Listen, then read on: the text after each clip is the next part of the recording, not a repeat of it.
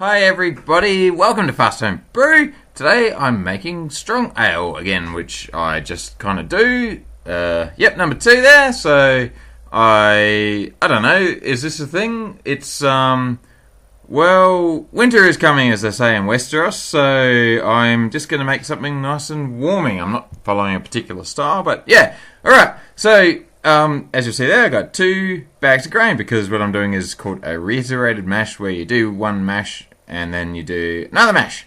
Doesn't need to be called something quite so complicated.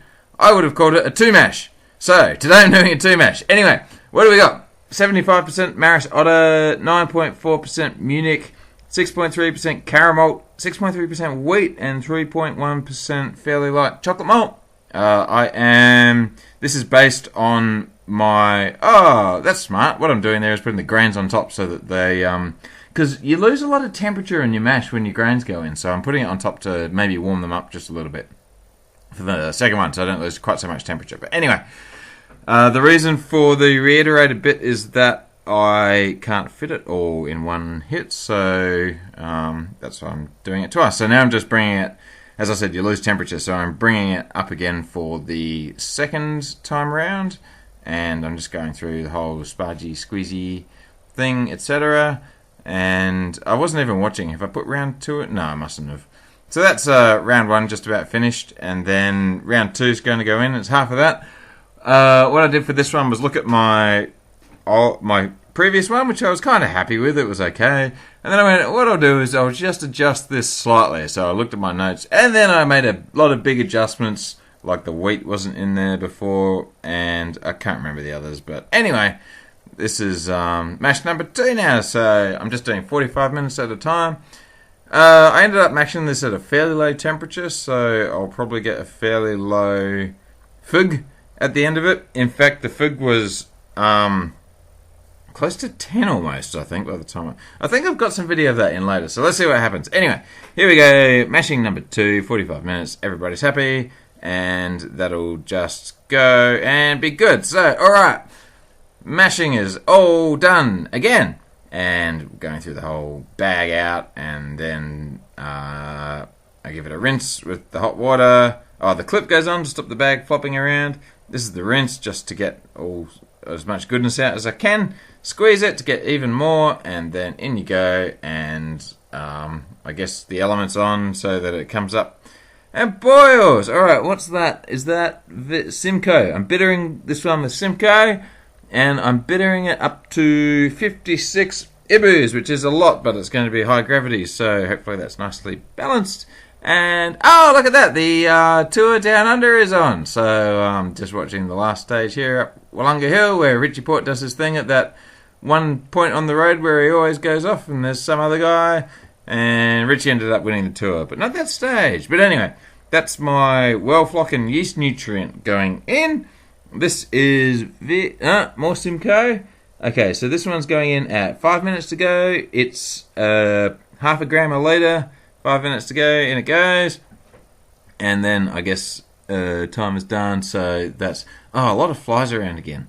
Anyway, flame, and by flame I mean electrical element off. Okay, Vic Secret, which I've got left over, and so I'm going to use this all up on this brew. This is about a gram a litre going in 5 minutes after flame out. And there it goes.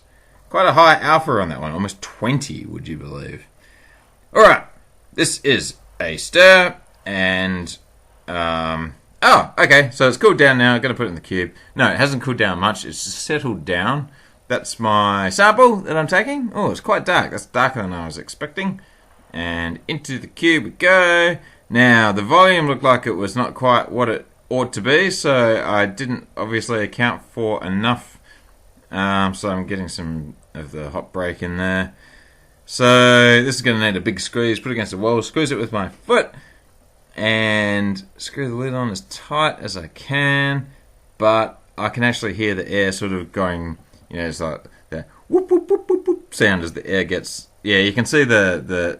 Hey, what are you doing, Jonah? Good thing Jonah can't work the hose, and good thing I turned the hose off. Anyway, hey, oh, he got me. All right. Well, okay, that's all right. We'll just do this bit with the... No, No, you don't. There, I'll screw him. That'll teach him. Screw at me. Little Max, go away. Go away.